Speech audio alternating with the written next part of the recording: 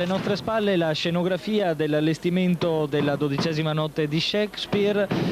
Glauco Mauri, un rapporto di artista, di uomo di spettacolo tutto particolare con i giovani. Sì, perché io credo che bisogna far capire, specialmente ai giovani, che il teatro non è sempre sinonimo di noia, come purtroppo capita di sentirci dire.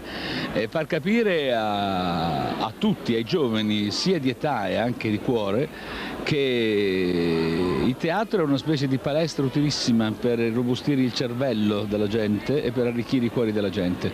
Il concetto che abbiamo sentito da Glauco Mauri, autore e regista unanimemente apprezzato, così facile da esprimere ma così difficile da applicare, è stato il filo conduttore di un incontro che lo stesso Mauri, l'attore Vittorio Franceschi e il regista Marco Sciaccaluga hanno avuto con gli studenti delle scuole di Treviso stamattina al Teatro Comunale.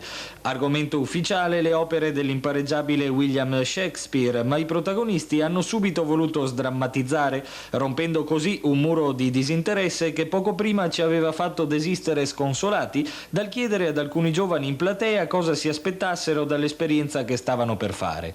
Molto spesso si abbina la cultura teatro alla noia, il che non è affatto vero.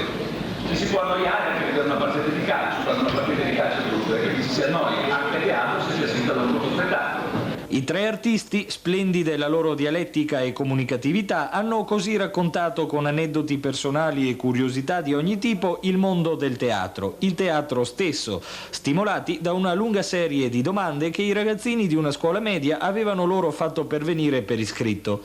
Glauco Mauri ha dato così un saggio impareggiabile di come il mondo dell'arte e del teatro debbano e possano avvicinarsi a giovani, spesso poco attratti da un certo tipo di cultura spettacolo. Il teatro è cultura, è storia, è palestra per la mente e per la vita, ma per tutti può e deve essere anche divertimento. Certo, ma il teatro deve essere divertimento.